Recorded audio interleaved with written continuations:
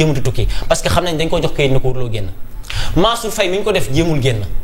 waaye Madiambal nag amul woon notification boobu mu jóg dem aéroport pour dem Paris ñu ni ko nee nañ état du ne nee nañ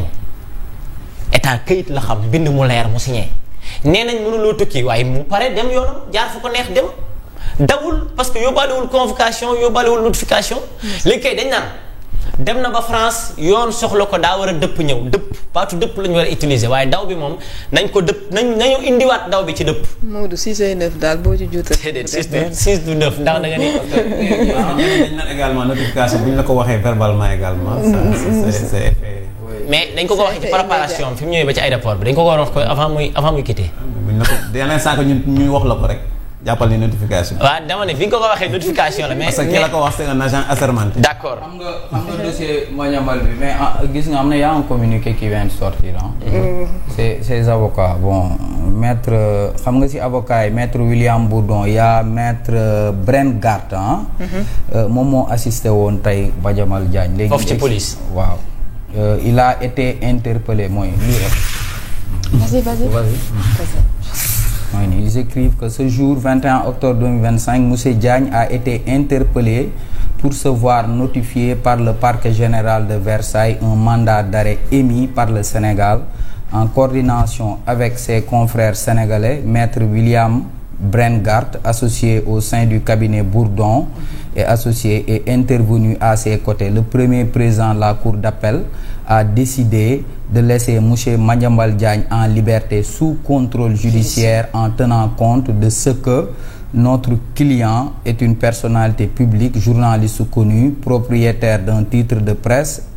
et qu'aucun élément du dossier ne laissait penser qu'il allait se soustraire à la procédure d'extradition. La procédure doit désormais se poursuivre. M. Diagne et ses avocats restent confiants compte tenu du caractère totalement infondé des accusations contenues dans la demande d'extradition et de son irrégularité manifeste. Ils le feront valoir dans la chambre de l'instruction de Versailles.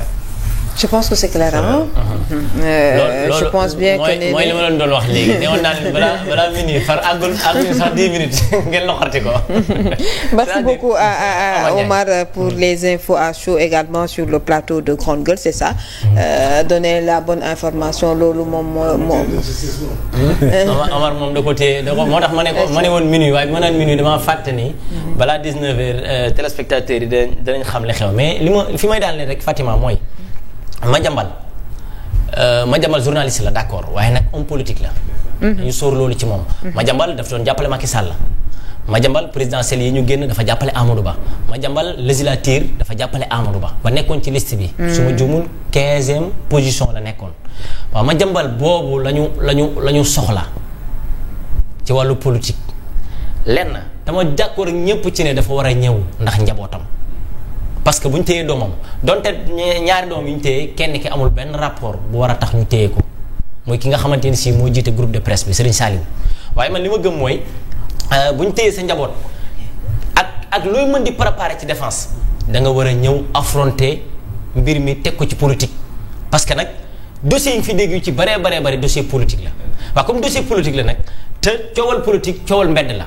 ci mbedd mi lay tijjee ci mbedd mi lay tëjee. ñëwal nga affronté ko waaye man li ma gëm mooy baatu daw bi ci Madiambal déedéet dañ ko war ne Madiambal dëpp gi mooy lan mooy da ngaa dem justice soxla la dëppal nga ñëw nga wuyu si. parce que nag bi nga demee mënuñoo jot ci yow dañoo teg ci loxo sa njaboot teg ci loxo sa li ëpp ci sa alal pour lan pour fas yéene jot ci yow te gis nga li président Lamine di wax tëj koo gis ci géej tijji moo ci topp.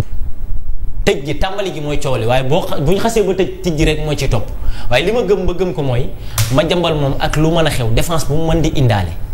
lu mu mën a àndal dossier yu mu mën a yor ñii dañ koo soxla te duñ ko raté man loolu laa gëm. jërëjëf alors au-delà de l'affaire Madiambal Diagne bu ñu ñëwaatee un peu sur la situation actuellement au Sénégal vu li nga xamante ne moom moo di espace politique bi mais également ni justice bi aujourd'hui jëlee de l'ampleur ndax gis nañ récemment ci week-end bi ñu génn les partisans de Farba génn nañ ñeneen ak ñeneen génn nañ lañ doon nakarlu bokk ci ne la ñuy wax ne ñii dañ leen téye parce que mbiru politique moo tax ñu jàpp leen ci biir prison bi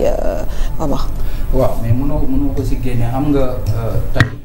comme doyen ko waxee xam nga dafa am loo xam ne nii peut-être ça peut être une position personnelle parce que moom c'est un père de famille il faut se dire que tey en tant que père de famille bu jàppee say doom quand même bu jaroon livré wu sax da ngay livré wu mais d'un autre côté tey bu fekkee da nga jàng espace politique bi nu muy doxee nii tu peux donner aussi raison à Madiambal Diagne pas par rapport à la fuite mais par rapport peut-être da ngay jàppee ni il a posé un acte politique parce que ñii ils sont en train de poser des actes politiques dans le domaine judiciaire parce que tey jii dossier Madiambal kay bu fekkoon moom am na lu ñu koy toppee mais Elix Project kon lan moo tax toppuñu ko mooy société bi nga xam ne ni moom la sekkaloon te ba léegi dégg goo benn procédure wala bon peut-être am na dégg naa ci ay kiiwu Ellipse ñu naan ay des gens de Ellipse mais quand même tu as l'impression que tey moom Sénégal y a un acharnement boo xam ne nii dañ ko jëmale ci tous les opposants amul benn opposant bu ma bàyyiwul tey amul benn opposant barki Dembo Ndiaye Maawa Diouf Pape Maawa Diouf jàpp ñu ko fi tey ñoo ngi naan Pape Malick Ndour nañ ko jàpp Bougane yàggul dara xaw ma il était en France ñu naan ay oto ay affaires yooyu da nga déggaat loolu donc on a l'impression que on a un régime boo xam ne nii moindre occasion nit yi lay surveiller en quelque sorte nit yi lay surveiller loolu c'est pas de la justice c'est de l'inquisition parce que justice dafa am mais am na loo xam ne nii du justice man ce qui se passe actuellement au Sénégal jàppewu ma ko justice jaay doole laa ko jàppee sur si domaine politique bi donc il est très normal aujourd'hui que tamit à un moment donné que les gens tamit battent le macadam wàcc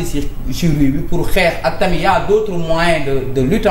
tey jii ce que fait Madiambal Diagne tu peux être d'accord avec lui tu peux ne pas être d'accord avec lui mais il y a des gens yoo xam ne qui sont proches de lui qui lui ont dit mais la meilleure manière de lutter mooy nga nekk fi nga nekk préparer li ngay préparer bul ñibbi Sénégal parce que boo ñibbi see ren lay jàpp te effectivement loolu la parce que dès l'instant qu'il y a un mandat d'arrêt international bu ne cëpp aéroport dañ koy jàpp sans aucune autre forme de procès donc man je pense que justice bi dafa am erreur depuis le début parce que y a eu les déclarations malheureuses du Premier ministre gis nañ ce qui s'est passé avec le ministre de la Justice Ousmane Diagne maintenant il y a un nouveau ministre de la Justice te on a l'impression que ñoom dafa am benn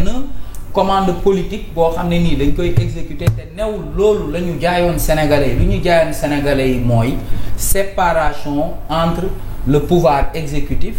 ak le pouvoir judiciaire day gën a leer ñu bàyyi juge yi ñu def seen liggéey procureur yi ñu gën leen may liberté nga xam ne ni seen liggéey ñoom seen wàllu bopp dinañ ko mën a gën a def te léegi tu te rends compte que aujourd'hui tey l'opposant sénégalais tous les opposants amul benn opposant tous les opposants sénégalais ont une épée de Damoclès sur la tête te loolu man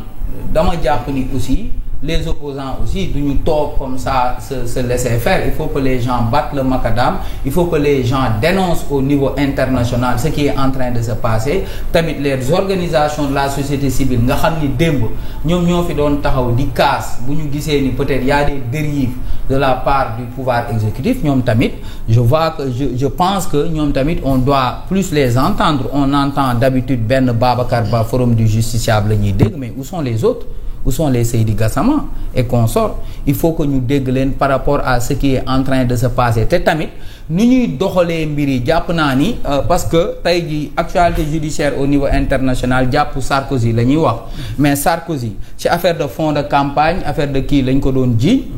on parle de 5 millions de dollars xaw ma en tout cas ce sont des milliards mais gis nga ni dossier bi du début jusqu'à la fin dañ ko bàyyi mu nekk ci liberté am di mener ay enquêtes saa bu ko justice soxlaa woo ko déglu ko bàyyiwaat ko mu dem. Pourquoi loolu noonu ça mënuñu ko woon def fii Sénégal. parce que avec élégance. waaw avec élégance boo xoolee ak ba ñu koy yóbbu nii. waaw war ma bi amee ci mbir mi en quelque sorte. Sénégal respect ak loolu nag am Sénégal parce que loolu la leen Ousmane Diagne wax le temps de la justice n'est pas le temps des hommes mais on a un régime boo xam ne nii ñoom seen temps. waaw parce que ils ont juste benn 5 ans ci biir 5 ans boobu ñu bëgg ci exécuter ay mbir yoo xam ne nii alors que ça doit pas se passer comme ça. Effectivement alors Alassane. C'est vrai que même